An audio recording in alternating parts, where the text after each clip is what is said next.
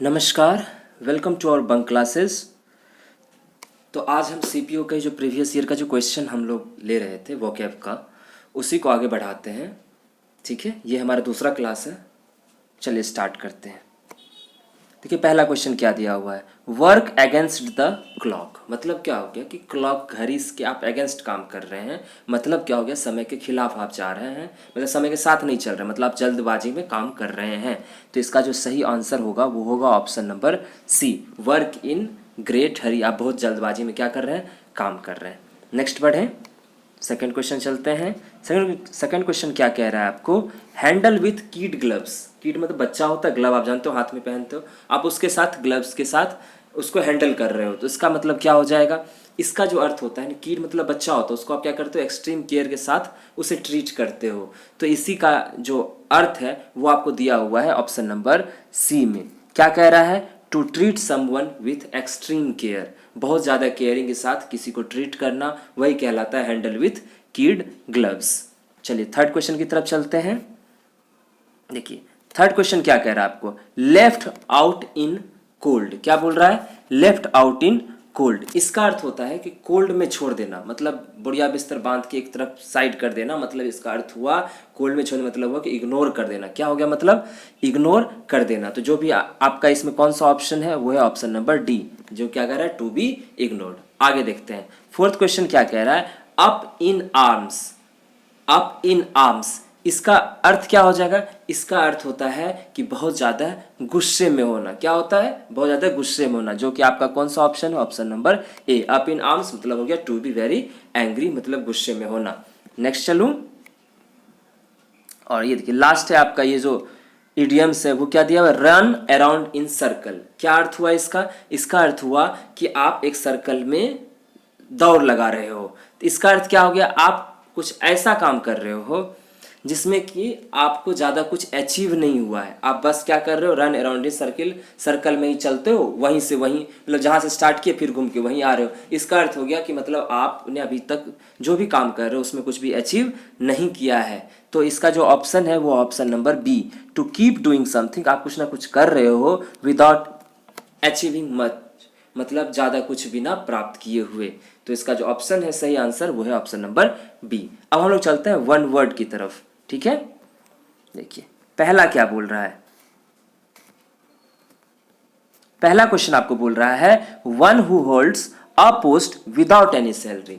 देखिए इसमें क्या कह रहा है, कोई पोस्ट पे बना हुआ है बिना किसी सैलरी के, मतलब वो कोई सैलरी भी नहीं ले रहा है, कोई तनख्वाह नहीं ले रहा है, लेकिन अभी भी वो उस पोस्ट पे बना हुआ है, तो उसे क्या कहते हैं। तो देखिए ऑप्शन देखते हैं। समैरिटन का अर्थ क्या होता है, इसका अर्थ होता है उदार व्यक्ति। क्या होता है, उदार दयालु व्यक्ति कह सकते हैं। वॉलंटियर, ये पहले भी हमारे वन वर्ड में आ चुका है, मतलब ऐसा व्यक्ति जो काम करता है बट उसके बदले कोई भी सैलरी या कोई चीज़ वो फायदे के लिए नहीं करता है, तो उसको कहते हैं वॉलंटियर। ऑनरी, यही आंसर आपका सही है।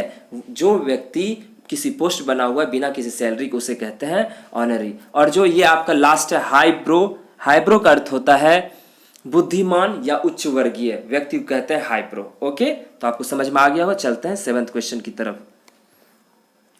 सेवंथ क्वेश्चन आपको क्या कह रहा है, one who is easily deceived. Deceive जो ये वर्ड है इसका अर्थ होता है धोखा देना। क्या होता है, धोखा देना, मतलब ऐसा व्यक्ति जो आसानी से जिसे धोखा दिया जा सके उसे क्या कहेंगे, भोला भाला कहेंगे। और जो ऑप्शन ए है इसी का अर्थ होता है, गलीबल का ही अर्थ होता है भोला भाला। ओके, तो ये आपका सही आंसर है। और सब देख लेते हैं। इनकॉरिजिबल, इनकॉरिजिबल का अर्थ क्या होता है, जिसे ठीक ना किया जा सके। इंडेलिबल, इंडेलिबल का अर्थ अमीट होता है, जिसे मिटाया ना जा सके। और इनफॉलिबल का अर्थ होता है जो कभी गलती ना करे, उसे कहते हैं इनफॉलिबल। तो आपका जो ऑप्शन ए था वो आपका सही आंसर था। नेक्स्ट चलो, अब आ रहा है अगला। देखिए अगला क्या कह रहा है, a government run by a king और क्वीन, मतलब राजतंत्र एक तरह से, जहां राजा राज करता है तो उसे क्या कहते हैं, उसे कहते हैं मोनार्की। क्या कहते हैं, मोनार्की। तो ऑप्शन नंबर सी आपका सही है। लेकिन और सबका मतलब जान लेते हैं। एरिस्टोक्रेसी, जिसका अर्थ होता है कुलीन तंत्र, कुलीन तंत्र, समझ गए, अमीरों का जो तंत्र होता है, अमीर के कुछ ग्रुप बना के वो जो मतलब आप पे शासन करते हैं उसे कहते हैं एरिस्टोक्रेसी। ओलिगार्की का अर्थ क्या, अल्पतंत्र होते हैं, कुछ लोगों का शासन कहलाता है ओलिगार्की। और प्लूटोक्रेसी जो होता है वो होता है धनिक लोगों का तंत्र। ठीक है, तो ये आपके तीनों के मीनिंग थे, लेकिन जो आंसर है वो है ऑप्शन नंबर सी। नेक्स्ट देखते हैं क्वेश्चन क्या कह रहा है आपको। नेक्स्ट क्वेश्चन कह रहा है आपको a word formed from the initial letter of other words. कोई एक वर्ड दिया हुआ है, उसके इनिशियल जो शुरुआत में जो लेटर लिखा हुआ है, अगर उस लेटर को पकड़ के उससे कोई हम वर्ड बनाते हैं तो उस वर्ड को क्या कहते हैं? उसे कहते हैं एक्रोनिम। क्या कहते हैं? एक्रोनिम, जो आपका ऑप्शन नंबर डी यही आंसर होगा। ऑप्शन नंबर डी ही सही है। और सबका मीनिंग देख लेते हैं। टोपोनिम, टोपोनिम क्या है? टोपोनिम, जिसका अर्थ होता है the name by which graphical place is known. मतलब ऐसा नाम जिससे कि हम किसी ग्राफिकल मतलब भूवर्गीय क्षेत्र को हम जानते हैं, उसे कहते हैं टोपोनिम। आगे देखिए होमोनिम। होमोनिम का क्या अर्थ होता है? श्रुति सम या फिर भिन्नार्थक शब्द। मतलब क्या हो गया कि सुनने में सेम लगे होमोनिम, लेकिन अर्थ में क्या हो, उसका मीनिंग अलग अलग हो, सुनने में सेम लगे। सुडोनिम, सुडो का अर्थ ही होता है काल्पनिक, तो काल्पनिक नाम सा, ठीक है, तो इसको कहेंगे सुडोनिम। चलिए नेक्स्ट बढ़े। देखिए 10th क्वेश्चन क्या कर रहा है? That can not be approached easily. ऐसा चीज जहां तक हम अप्रोच नहीं कर सकते, वहां तक हम पहुंच नहीं सकते आसानी से, उसे क्या कहते हैं? उसे कहते हैं हम इनएक्सेसिबल, जिसका अर्थ होता है कि जहां हम आसानी से पहुंच ना सके। पहला, अब ये तो आपका आंसर हो गया सही। अब देखते हैं ऑप्शन जो दिए हुए हैं। इनएविटेबल, इनएविटेबल मतलब होता है अटल, जो अपने बात से ना मुड़े इधर उधर। इनऑडिबल, जिसे सुन ना सके। और इनविंसिबल का अर्थ होता है अजय, जिसे हराया ना जा सके। ओके नेक्स्ट बढ़ूं। अब देखिए, अब आपके पास वर्ड आ गया है जिसमें से आपको रॉन्ग ढूंढने, मतलब 3 सही होंगे और 1 गलत होगा। डेजर्ट, डेजर्ट सही है, ठीक है। डिस्क्राइब, डिस्क्राइब भी सही है। डिसेंट, DESCENT, डिसेंट भी सही है। डिसेंट मतलब पतन कहते हैं या कुल वंशज, कुछ भी कह सकते हैं, उसे डिसेंट कहते हैं। डिस्क्राइब मतलब व्याख्या करना, डेजर्ट मतलब रेगिस्तान। और ये वाला आपका वर्ड गलत दिया हुआ है। क्या गलत दिया हुआ है? ये जो डिसर्न है ना, वो होता है DIS, ठीक है, CERN, DISCERN, डिसर्न, जिसका अर्थ होता है जानना किसी चीज को या पता लगाना। ये एक वर्ब है डिसर्न, जिसका अर्थ है जानना या पता। बस ई की जगह आई डाल दीजिए, DISCERN हो जाएगा। ओके, अब चलिए नेक्स्ट क्वेश्चन की तरफ चलते हैं। 12th में कह रहा है बिगिन। बिगिन जो है, बिगिन से शुरुआत होता है। बीनीथ, ये गलत दिया हुआ है। बीनीथ कैसे होता है? BENEATH होता है, BENEATH, जिसका अर्थ होता है के नीचे होना।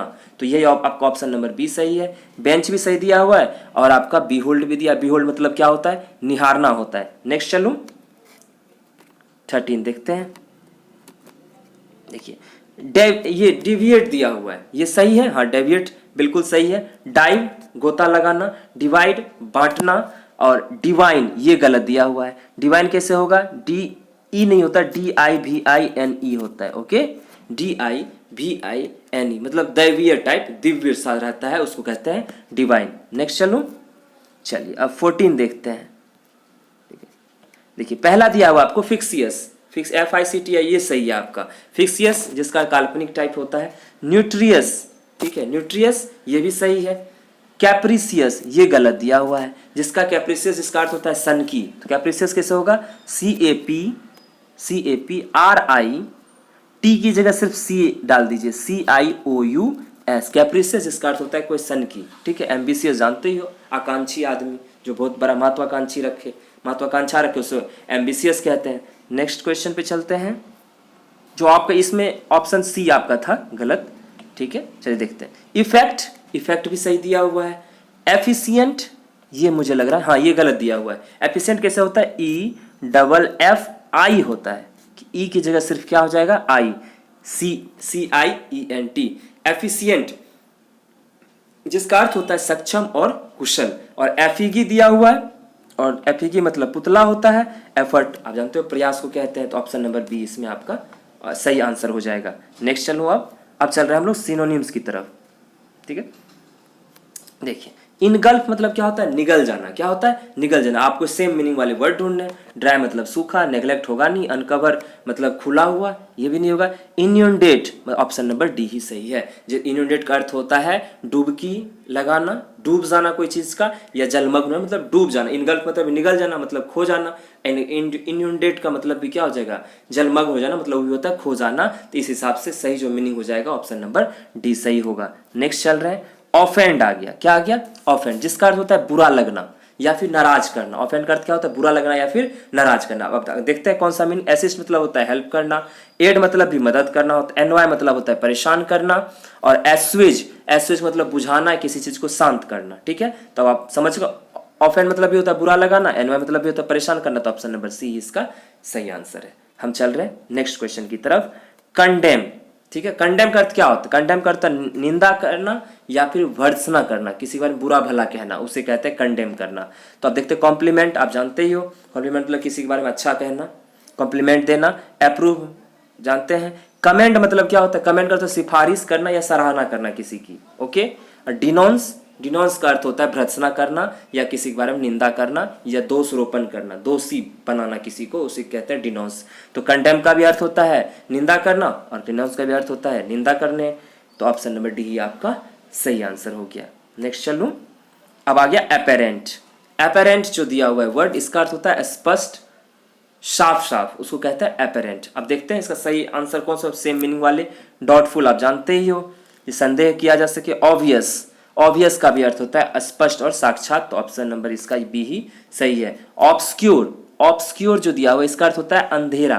क्या होता है, अंधेरा या अस्पष्ट। अगर अपेरेंट का आपको इसमें अगर मीनिंग में अपोजिट वाला एंटोनिम्स पूछता है तब ऑब्सक्यूर हो जाता है। डबियस मतलब क्या होता है, संदिग्ध होना। ओके, चलिए नेक्स्ट करता हूं। देखिए पेरिश मनी दिया हुआ है, ठीक है। पेरिश मनी का अर्थ क्या होता है, सॉरी पारसी मनी दिया हुआ है, ठीक है। पारसी मनी का अर्थ होता है कंजूसी या किफायत। जो लोग कंजूस बंद होते हैं, किफायत होते हैं, उसे कहते हैं पारसी मनी। ठीक है, अब देखते हैं इसका बॉन्टी मतलब क्या होता है। बॉन्टी मतलब होता है उपहार या फिर उदारता, दोनों का मतलब होता है बॉन्टी। जनरसिटी मतलब भी होता है उदारता। अब देखिए फ्रूगैलिटी, फ्रूगैलिटी का अर्थ है मितव्ययता, जो कम खर्च करे। तो आप समझ गए होंगे ऑप्शन नंबर सी ही सही, क्योंकि इसका भी अर्थ होता है मितव्ययी, कंजूस, किफायती, और फ्रूगैलिटी का भी अर्थ वही होता है। और रेडीनेस का अर्थ क्या होता है, तत्परता में होना। रेडी से रेडीनेस बना है तो तत्परता हो गया। अब चल रहे हैं नेक्स्ट क्वेश्चन की तरफ। एंटोनिम्स देखिए दिया हुआ आपको, ठीक है। अब आपको इसमें क्या करना है, उस वर्ड के अपोजिट मीनिंग वाले वर्ड ढूंढने हैं। इनिशिएट मतलब क्या होता है, शुरुआत करना। इसका अपोजिट क्या हो जाएगा, खत्म कर देना। तो आप समझ रहे हैं ऑप्शन नंबर बी ही सही है। फिनिश मतलब होता है बंद कर देना। बिगिन मतलब भी स्टार्ट होता है। ट्रिगर मतलब भी स्टार्ट भी कहते हैं। ट्रिगर में क्या होता है, इसका शुरुआत करना भी होता है, और जो आप बंदूक में घोड़ा दबाते हैं तो उससे भी कहते हैं ट्रिगर करना। और कमेंस मतलब क्या होता है, कमेंस मतलब भी होता है आरंभ करना। अगर मुझे इसमें एंटोनिम पूछा तो एंटोनिम तो ऑप्शन नंबर बी हो जाएगा। लेकिन अगर सिनोनिम्स पूछता सेम मीनिंग वाले तो बिगिन भी हो जाता, ट्रिगर भी हो जाता और कमेंस भी हो जाता। समझ गए, नेक्स्ट बढ़ते हैं। देखिए अब आया सबसाइड। सबसाइड का अर्थ क्या होता है, देखिए सबसाइड का अर्थ होता है किसी चीज का घटना या कम होना। समझ गए, और कम होना मतलब अगर और तरह यूज कर सकते हो तो शांत होना भी को भी कहेंगे सबसाइड। ठीक है, इसका अर्थ यही हुआ। अब देखते हैं इसका अपोजिट मीनिंग में। इनलार्ज का अर्थ क्या होता है, बड़ा कर देना। देखिए सबसाइड का अर्थ होता था घटना, इनलार्ज मतलब बड़ा करना। तो ऑप्शन नंबर ए ही इसका क्या हो गया, एंटोनिम हो गया। अपोजिट मीनिंग तो यही दे रहा है, इज मतलब आसानी से। अबेट मतलब क्या होता है, अबेट मतलब होता है कम होना। और डिमिनिश मतलब भी क्या होता है, डिमिनिश मतलब भी होता है कम होना। अब देखिए यहाँ पर अगर मैं कहूँ कि इसका जो एंटोनिम है वो तो इनलार्ज है, बट अगर इसका क्या कहा जाएगा, अगर सिनोनिम्स कहेंगे तो सिनोनिम्स में एबेट भी हो जाएगा और डिमिनिश भी हो जाएगा। नेक्स्ट चलते हैं। देखिए कॉन्टिगुअस, कॉन्टिगुअस होता है समीपस्थ होना।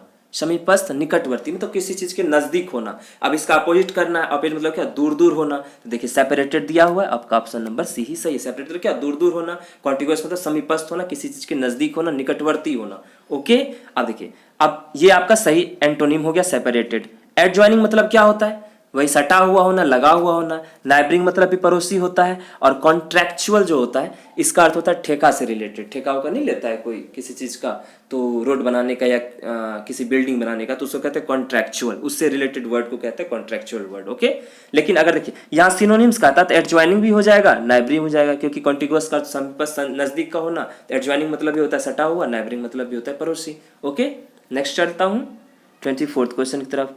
कंज्यूम मतलब क्या होता है? खत्म करना। कंज्यूम का अर्थ क्या होता है? खत्म करना। अब देखते हैं इसका अपोजिट क्या हो जाएगा।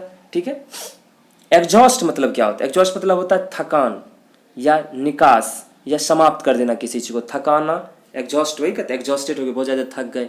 निकास हो जाना या कि समाप्त कर देना, that is called exhaust. Devour मतलब क्या होता है? किसी चीज को चाव से खाना पड़ना, इसी कहते हैं डिवोर। ओके, एब्जॉर्ब मतलब जानते हो, अवशोषित कर लेना। सेव मतलब होता है बचाना।